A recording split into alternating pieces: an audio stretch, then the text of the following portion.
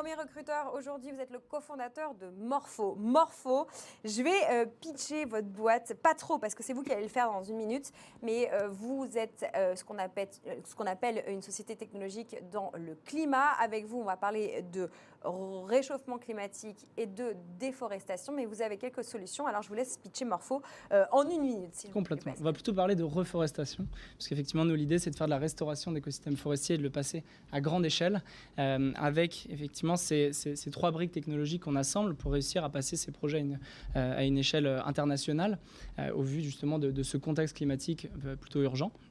Et donc l'idée, c'est à base d'agritech, ce qu'on appelle donc beaucoup de recherche sur le côté scientifique agronomique, à base de drones qui nous permettent non seulement l'obtention d'images haute résolution pour la préanalyse des terrains, mais aussi le suivi forestier dans le temps, et aussi une R&D analytique et algorithmique qui nous permet d'analyser, ce que je vous disais juste avant, d'analyser nos projets avant de les déployer et dans le temps de les suivre et de nous assurer de la bonne croissance et de l'évolution des forêts qu'on a restaurées, avec un gros accent sur la biodiversité dans tous les projets qu'on déploie, un gros accent sur l'impact social de tous nos projets à travers le monde, et enfin, évidemment, on crée des puits de carbone avec ces forêts, et donc toute l'activation de ces forêts et des co-bénéfices qui permettent de lutter activement contre le dérèglement climatique. Alors, on l'entend, il y a beaucoup de technologies dans votre métier. On est au carrefour, effectivement, de l'agriculture et de la technologie. Vous êtes une entreprise assez jeune, 2021, basée du côté de Paris. Vous êtes 10, vous êtes avec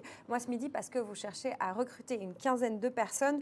On va donner un petit peu de contexte à votre entreprise. Vous travaillez aussi en vous appuyant sur la technologie des drones. Vos drones, eh bien, vous utilisez des drones pour, je vais mal le dire, planter des petites graines. Précisez-nous cette dimension technologique et après on va aller sur vos besoins en recrutement. Oui, tout à fait. Donc les drones, pour nous, c'est un outil de passage à l'échelle. Il y a plein de boîtes qui font des super drones. Donc nous, on s'équipe à base de drones agricoles, qui sont énormes, et sur lesquels nous, on a développé énormes 6 pales. 6 pales, donc à peu près 2 fois la circonférence.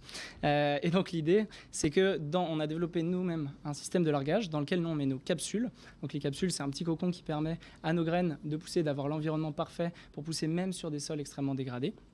Et donc, ces drones nous permettent de venir planter, enfin justement disséminer toutes ces capsules sur les terrains à une grande allure, puisqu'on peut monter jusqu'à 50 hectares par jour par drone, quand un humain, généralement, est plutôt sur un rythme de 0,5 hectares par jour. Oui, donc on voit l'utilisation du passage à l'échelle. Alors, vous avez besoin de mains, vous avez besoin de cerveau, une quinzaine de personnes.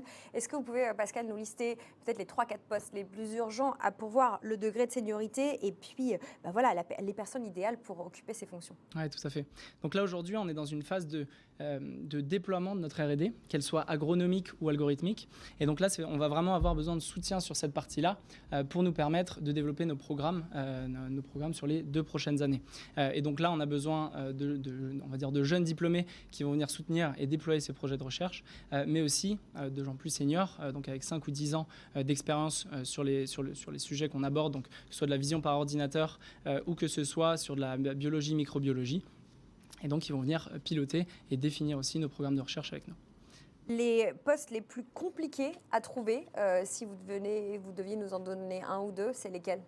Alors, les plus compliqués, en fait, ce que je dirais, comme on est sur des métiers qu'on invente un petit peu, puisque quand on parle de reforester avec des drones et donc de déployer ces technologies sur les terrains, aujourd'hui, c'est pas évident de savoir quelles vont être les meilleures ressources, les meilleures personnes pour déployer ces projets.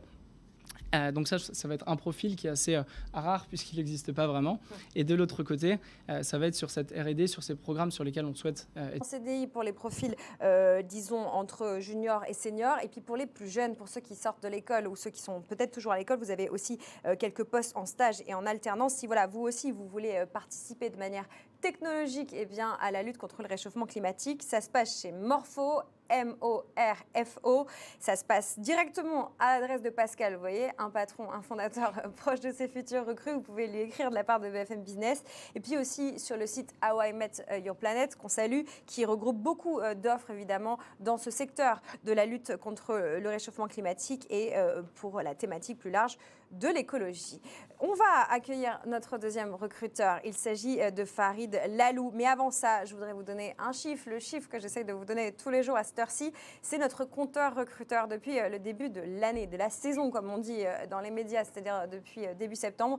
On a plus de 69 704 offres qui ont été pourvues sur ce plateau. Si vous aussi, vous voulez aussi venir pitcher votre boîte et augmenter notre